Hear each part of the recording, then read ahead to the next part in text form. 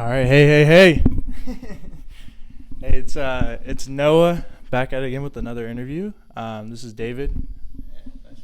Hi, David Justin, Copygeek Communications.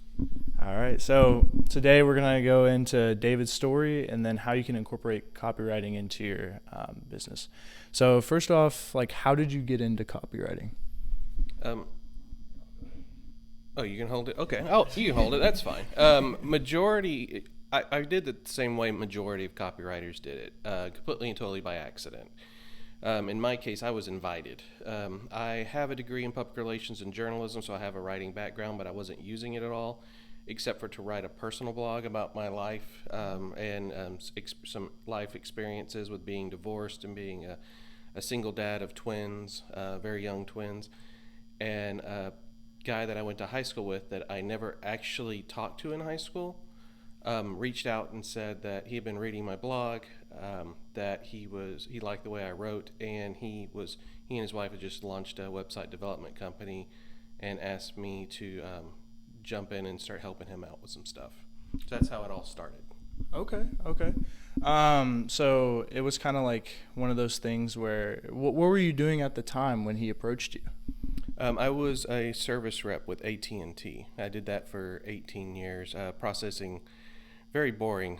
Processing order for high capacity circuits for wholesale markets. Okay. So at that time, were you kind of looking for a new opportunity, or did it just come out of the blue? How did that? Was it more out of the blue, or?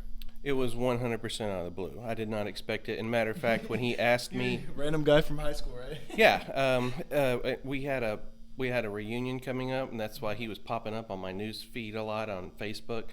But actually, when he asked me, the first thing he asked me was, "Do you mind taking a look at a website for me?" And and editing it. It was during the summer. I did it watching. I was sitting at home watching Ranger games. Did it in between innings. Over the next 2 nights or 3 nights, and sent it back to him. And he said, "This is awesome. Send me an invoice." And my response to that was, "Oh, you're paying me for this?" Oh, wow. And he said, "Well, yeah. What did you expect?" I said, "You asked for help." And so I was helping you. But yeah, so then he had to teach me how to put together an invoice. I didn't even know how to do that. Wow, that's awesome. I've heard a lot of people when they get started with their business, usually they're just doing stuff for free, and then at some point, I think that's really awesome that you weren't even expecting anything. You're just providing value first. Yeah. So do you think for other people out there, other entrepreneurs, they should provide value first? Oh, absolutely. That's how you build trust with clients, customers, prospects, whatever you have it. I make it a point to every interaction I have with a potential client or customer, that my first point of business is always to provide value first. In every interaction that I have, obviously I want to have business and I want to have people come to me and hire me, but at the same time, I'd rather be a helping hand and an authority in that space to say that's someone I can go to and trust anytime I need help. Okay.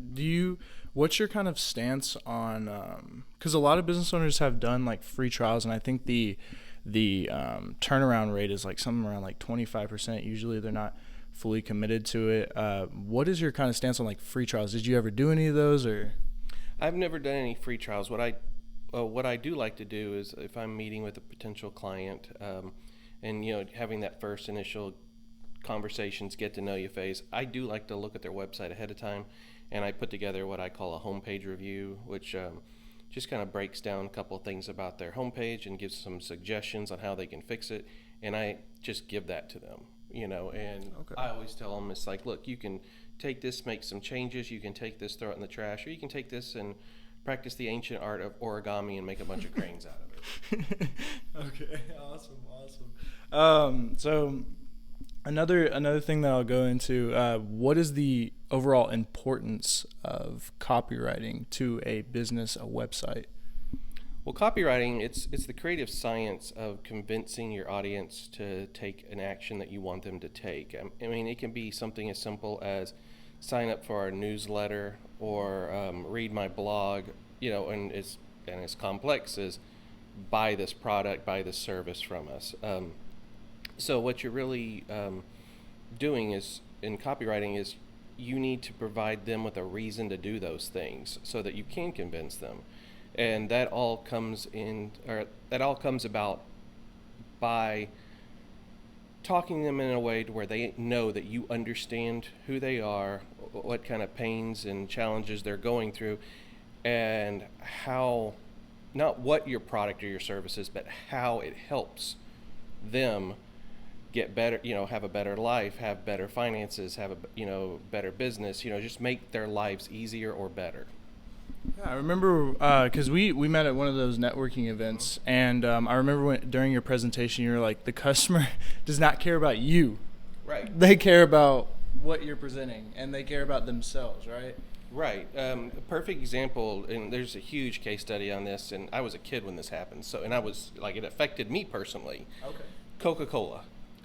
In 1983, they decided that they were losing the cola wars to Pepsi, and they changed their formula, and they didn't just say we're creating a new formula to go along with our classic formula, but they just flat out changed it and basically had a boycott on their hands from all the Coca-Cola enthusiasts. And you're talking about one of the most trusted, loved brands globally, and they basically forgot that they're providing a service, they're providing a product. They just thought everybody would follow them, and it didn't work that way. So 6 weeks later, they launched classic Coca-Cola.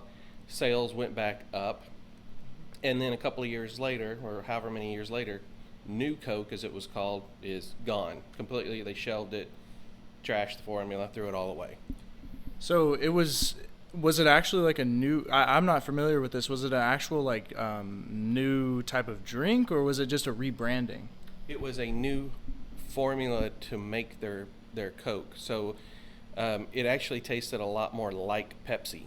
It was sweeter because Pepsi had been doing this thing called the Taste Test Challenge, where they had 2 Dixie cups filled with sodas. One was Coke, one was Pepsi, but you didn't know which one, and you tasted both and said, I like this one better. And majority of the time when people did that, they preferred the taste of Pepsi.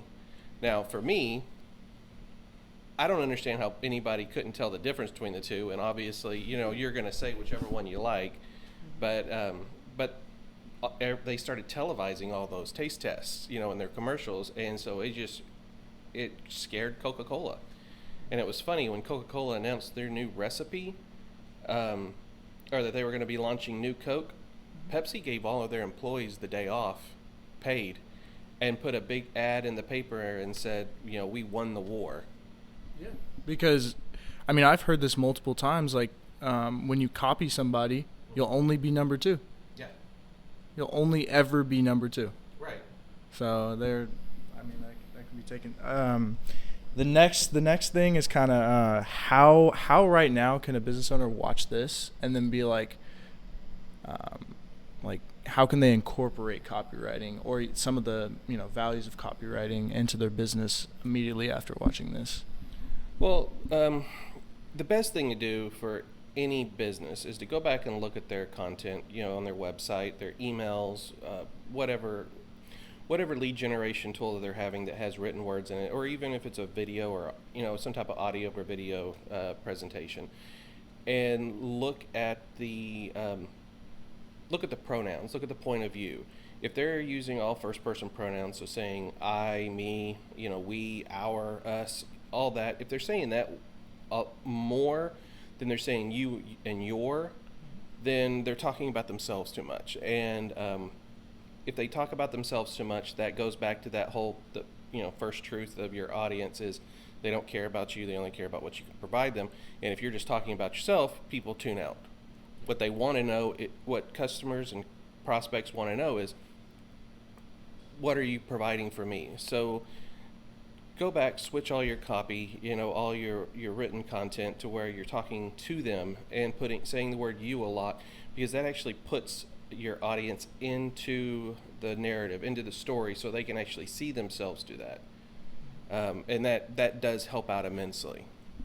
Okay, so you guys heard it. If you're watching the video, look back at your website and look at the pronouns. So what's your Your customer only cares about what you can provide them. So, well, other than that, it's another interview. Tune in the next time, and then we'll be back. Where can they find you? If you want to find me, I'm online. My website is thecopygeek.com. Well, peace out, guys.